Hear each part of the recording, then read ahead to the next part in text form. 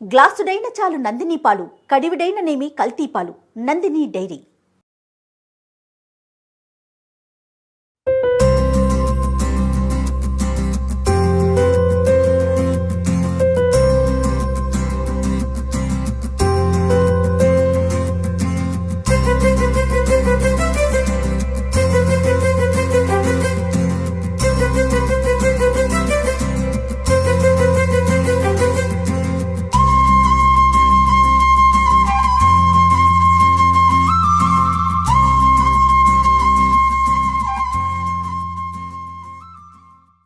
రమగారు, సంక్రాంతి పండుగ శుభాకాంక్షలు. సంక్రాంతి పండుగ శుభాకాంక్షలు జయ. సుమన్ టీవీ ప్రేక్షకులందరికీ మకర సంక్రమణ శుభాకాంక్షలు. సంక్రాంతి పండుగ జనవరిలోకి వచ్చాం, పండుగలోకి కూడా వచ్చేసాం. ఎంత స్పీడ్గా చాలా పెద్ద పండుగ మనకి సంక్రాంతి. ఎలా అంటే మన ఇంట్లో మనమే పూజ చేసుకోవటం కాదు, లేదా మనమే ఏదో వండేసుకొని తినేయటం కాదు. మొత్తం చుట్టాలంతా కూడా చేరి అందరం కలిసికట్టుగా జరుపుకునే పండుగల్లో సంక్రాంతి ఒకటి కదా రమగారు. గొబ్బెమ్మల దగ్గర నుంచి, ఉదయం ముగ్గు వేసే దగ్గర నుంచి అందరం కలిసి సామూహికంగా ఎవరి గుమ్మంలో వాళ్ళు వేసుకుంటాం. అయినా కూడా సామూహికంగా ఒకరితో ఒకరు మాట్లాడుకుంటూ ముందుకు తీసుకెళ్లే ప్రయాణం కదా ఇది. సంక్రాంతి విశిష్టత ఒక్కసారి. ప్రతి నెల ఒక సంక్రమణ వస్తుంది మనకి. అవును, ప్రతి నెల సంక్రాంతి వస్తుంది. ఈ రవి సంక్రాంతులని సాధారణంగా లెక్క పెట్టాం. కాకపోతే పురాతన కాలం నుంచి రైతులకి సంక్రమణాలు లెక్క. ఏ సంక్రమణం అప్పుడు ఏం చేయాలి, ఈ నెలలో విత్తనాలు వేసేటప్పుడు సంక్రమణ విధిని చూసుకునే పద్ధతి ఉండేది ఇది వరకు. ఇప్పుడు అసలు మనం పంచాంగం ప్రకారం విత్తనాలు విత్తటము ఆ విధానం మార్చేసుకున్నారు. కార్తెలు చూస్తాం కదా, రోహిణి కార్తె మనకు తెలిసింది. రోహిణి కార్తె, అవునండి, కార్తెలు చూడటం, ఆరుద్రల్లో గింజలు వేయాలి, ఇలా సిద్ధాంతం ప్రకారం పాతకాలంలో చేసేవాళ్ళు. కాకపోతే ఈ సంక్రమణాలు ఏంటంటే మన పూజా విధానానికి పండుగల కోసం ప్రత్యేకంగా 2 సంక్రమణాలు మనం విశేషంగా చేసుకుంటాం. ఒకటి ధను సంక్రమణం డిసెంబర్ 16వ తారీఖు, రెండోది ఇప్పుడు ఈ మకర సంక్రమణం, ఇది ఇప్పుడు జనవరి 15. అయితే ఈ మకర సంక్రమణం ఏంటంటే ఉత్తరాయణ పుణ్యకాలం మొదలవుతుంది. భీష్మ పితామహుడు ఆయన ఎప్పుడో డిసెంబర్లో యుద్ధం జరిగినప్పుడు మరణించి, మార్గశీర్షంలో మరణించి అంపశయ్యపై ఉండి ఉండి ఉండి ఉత్తరాయణ పుణ్యకాలం వచ్చాక తన ప్రాణాలు ఇచ్చామరణం ఉంది కాబట్టి ఆయనకి మకర సంక్రమణం దాకా ఆగి, ఉత్తరాయణ పుణ్యకాలం వచ్చేదాకా ఆగి, ఉత్తరాయణం వచ్చాక ఆయన ఇచ్చామరణాన్ని పొందారు. ఈ కాలం అంత అద్భుతమైన కాలం. అయితే ఇంత అద్భుతమైన కాలానికి ఆదిగా చెప్పబడేటువంటి సంక్రమణ సమయంలో మనం పూజా విధానం చేసుకోవటము, పెద్దవాళ్ళకి పెట్టుకోవటము, తర్వాత ఈ పంటలు ఇంటికి వచ్చే కాలం కాబట్టి, కాలం అంటే ఈ ఒక రోజు రావుగా ఇక ముందు నుంచే వస్తూ ఉంటాయి. ఈ అద్భుతమైన ఇవాళ చేసిన దానము 1,000,000 రెట్లు ఫలితం ఇస్తుందని చెప్తారు. ఎప్పుడైతే మనకి మకర సంక్రాంతి సంక్రమణం జరిగిందో ఆ రోజున కుష్మాండ దానం అంటే గుమ్మడి పళ్ళు దానం చేయటం, కళ్యాణ పూషణకాయ అదే అంటారు మన పచ్చగుమ్మడి, పచ్చటి గుమ్మడి పండుని దానం చేస్తే భూమిని దానం చేసిన ఫలితం లభిస్తుంది. మొత్తం గుమ్మడికాయ తీసుకెళ్ళలేమంటారు. అవును, చెక్కలు చేసి పంచండి అమ్మా, ఏం పర్వాలేదు.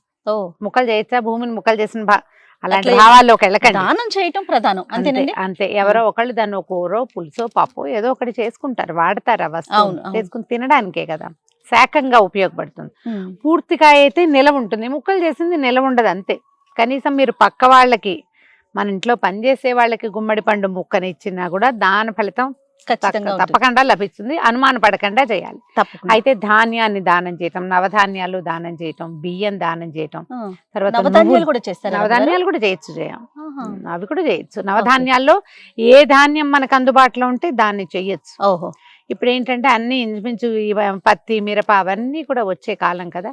కంబళ్ళు, దుప్పట్ల లాంటివి ఇవ్వటము, తర్వాత పెద్దవాళ్ళకి పెట్టడం అంటే తాత తండ్రుల పేర్లు చెప్పుకొని ఇళ్లలో విధానంగా చక్కగా ఆకులు పరిచి అన్ని రకాల ఆహార పదార్థాలు చేసి ఆకులు నింపి పెద్దవాళ్ళకి చూపించి బట్టలు పెట్టి దాన్ని ఎవరికైనా ఇచ్చే విధానం ప్రాంతాల్లో కనపడుతుంది. తర్పణాలు విడిచే విధానం బ్రాహ్మణులు అంటే జంధ్యం యజ్ఞపూయితం ఉన్న వాళ్ళు తర్పణం విడిచే విధానం. తర్పణం విడవటము మంచిదే. ఒకవేళ ఇంత చేయలేం మనం అంత పెద్దవాళ్ళ పేరుతోటి, అదంతా కుదరదు.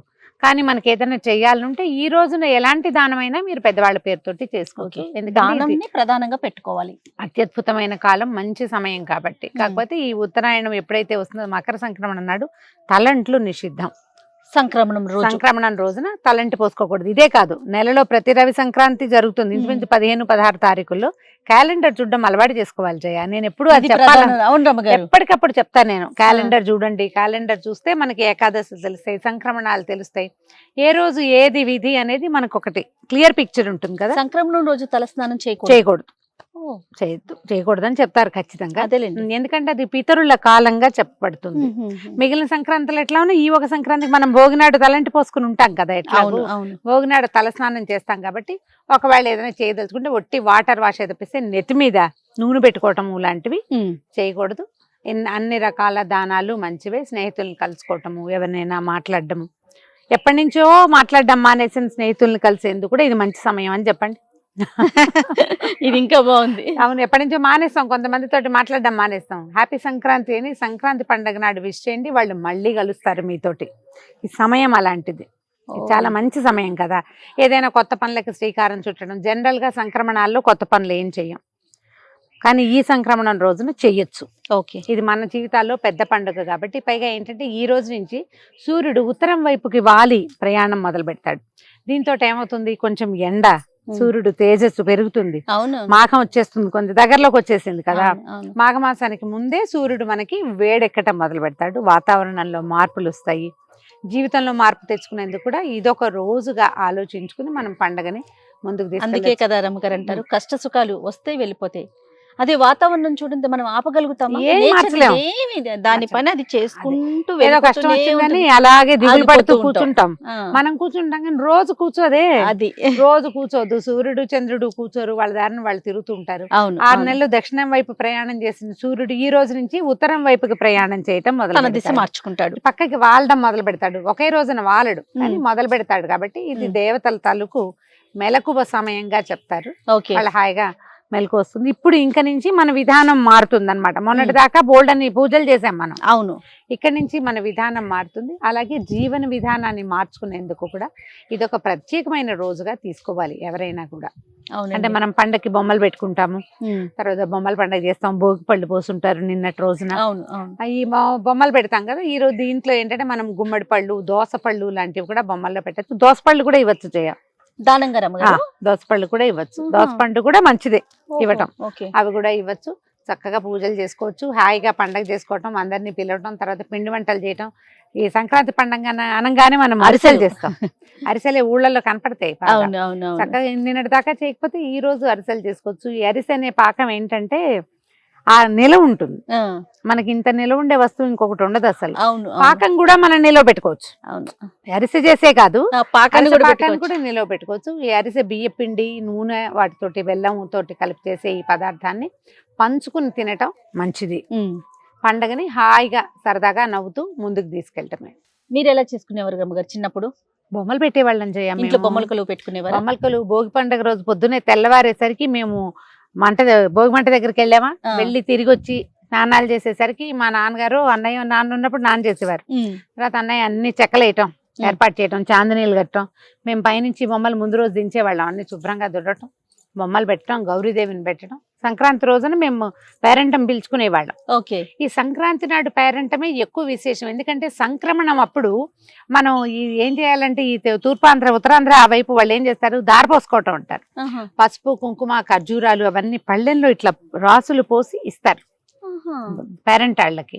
మన వైపు అంత కొంచెం తక్కువ ఉంటుంది. ఇటువైపు ఏం చేస్తామంటే అలా కాదు, ఒట్టిగా పసుపు బొట్టు ఇచ్చి శనగలు అవి తాంబూలం, శనగలు, అరటిపళ్ళు, ఇంకేమైనా పళ్ళు గిళ్ళు ఉంటే అవి. ఒకవేళ గుమ్మడి పళ్ళు బాగా విస్తారంగా కాస్తే ఒక్కో సంవత్సరం మాకు తెక్కాసేవి గుమ్మడికాయలు. ఆ గుమ్మడికాయలు కూడా ఇచ్చేవాళ్ళం. కొబ్బరికాయలు ఇచ్చేవాళ్ళం తాంబూలంలో, అది తక్కువ. కొబ్బరికాయలు బాగా, అరటిపళ్ళు అవి ఇచ్చేవాళ్ళము. తర్వాత ఈ పేరెంటం చాలా ఇంపార్టెంట్. చక్కెర పొంగల్ ఒకటి బాగా చేసుకునేవాళ్ళం ఆ రోజు. సంక్రాంతి పండుగ రోజున చక్కెర పొంగలే విశేషం. ఈసారి మనం కూడా స్టూడియోలో చక్కెర పొంగల్ చేద్దామా? ఖచ్చితంగా చేద్దాం. చక్కెర పొంగల్ చేసుకోవటం విశేషంగా కనపడుతుంది. భోగి నాడే ఇంచుమించుగా మనకు గోదా కళ్యాణం జరిగిపోతుంది. అవును, సంక్రాంతి పండుగ మన ఇంట్లోనే తాతగారు వాళ్ళు ఉన్నప్పుడు తర్పణాలు విడవటం కూడా ఉండేది. ఇది వరకట బాగా చిన్నతనంలో, అంటే నా చిన్నప్పుడు కాదనుకుంటున్నాను నేను, నాకు ఊహ తెలిసాక నేను చూడలా. ఇంచుమించు పెద్దవాళ్ళకి పెట్టేవంటే తద్దినపు భోజనం రోజున తిథి నాడు ఎలా వండుతారో అలాగే వండేవాళ్ళట పాతకాలంలో. తర్వాత ఈ పండగని చక్కెర పొంగళ్ళు చేసుకోవటం, అల్లుళ్ళు రావటం, వాటితోటి అది పద్ధతి మార్చుకున్నాం. కానీ పూర్వము ఈ రోజున ఏంటంటే ఇది విశేషమైన సంక్రమణం కదా, అందుకని తర్పణాలు విడిచి పెద్దవాళ్ళకి పెట్టే భోజనాలు 4 కూరలు, 4 పచ్చళ్ళు అట్లా చేసేవాళ్ళు. పెసరపప్పు వండటము ఆ విధానం కనపడేదట మొదటి కాలంలో.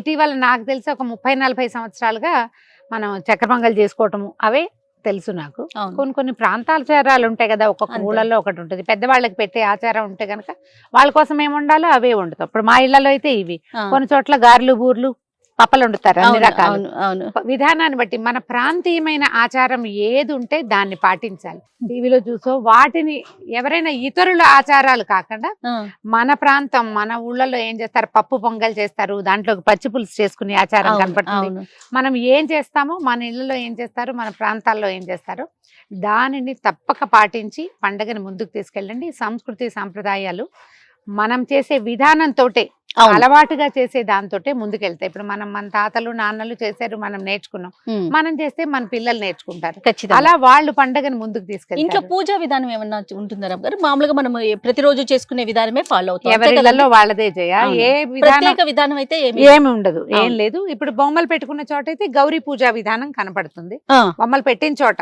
ఒకవేళ బొమ్మలు పెట్టలేదు అనుకోండి, ఆ, మామూలు పూజా విధానమే. మనం ఏ చక్కెర పొంగల్ చేసామో అది నివేదన చేసుకోవటం, అంతే. చుట్టుపక్కల వాళ్ళకి పంచి పెట్టుకోవటం. ఈ పంచటం విధానాన్ని మన పద్ధతిని బట్టి ఆ, అవతల వాళ్ళు ఒప్పుకోవాలి, అది కూడా ఆహా. కదా. అయితే ఈ సంక్రమణ రోజున నువ్వులతో చేసిన పదార్థాలు కూడా మనం పంచుకుంటే బాగుంటుంది. ఈజీ మెథడ్ ఏంటంటే, నువ్వుల దానం అంటే ఎవరికి ఇస్తాను చేయ, సులువు కాదు అది. అవును. అందుకని మనం ఏం నువ్వుండ. చేస్తాం, చక్కగా నువ్వులు ఉండలు చేసేసి పాకం పట్టేస్తే చక్కగా చిక్కీలాగా చేసామంటే పంచుకుని తినచ్చు. ఈ నువ్వులు ఏంటంటే ఈ పుష్యమాసం కదా ఇది, అవును.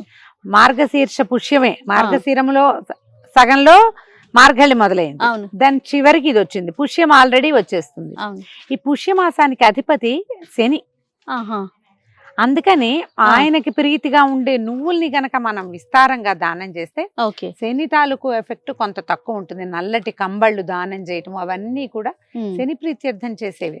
ఓకే. ఇప్పుడు మనం సాధారణంగా చేసే దానం కూడా మన గ్రహస్థితిని బాగు చేస్తుందంటే ఎందుకు చేయకూడదు మనం అది ఖచ్చితంగా చేయాలి కదా. ఇప్పుడు దానికి విధానం ఒకర్లా, మా ఊళ్ళో అవును. చేయరండి అని అనాల్సిన పని లేదు. అవును. మీ ఊళ్ళో చేసేవి ఏం చేయాలి, మన ఇంట్లో వండుకునే వంటలు, మన పూజా విధానము, ఉమ్, ప్రాంతీయ ఆచారాలు అవైతే దాన ప్రక్రియ ఏ ప్రాంతంలో చేసేదైనా ఈ కాలానికి అనుగుణమైంది ఎవరు చెప్పినా చేయొచ్చు. ఖచ్చితంగా. అందులో భాగం ఏంటంటే ఈ నువ్వులు దానం చేయటము, కంబళ్ళు దుప్పట్లు దానం చేయటము, ఉమ్, తర్వాత ఏమో కూష్మాండ దానం, గుమ్మడి పళ్ళ లాంటివి దానం చేయటం, పళ్ళు ఎవరికైనా ఫ్రూట్స్ అవి పళ్ళు అవి ఇవ్వటము, ఆహార ధాన్యాలు ఇవ్వటము.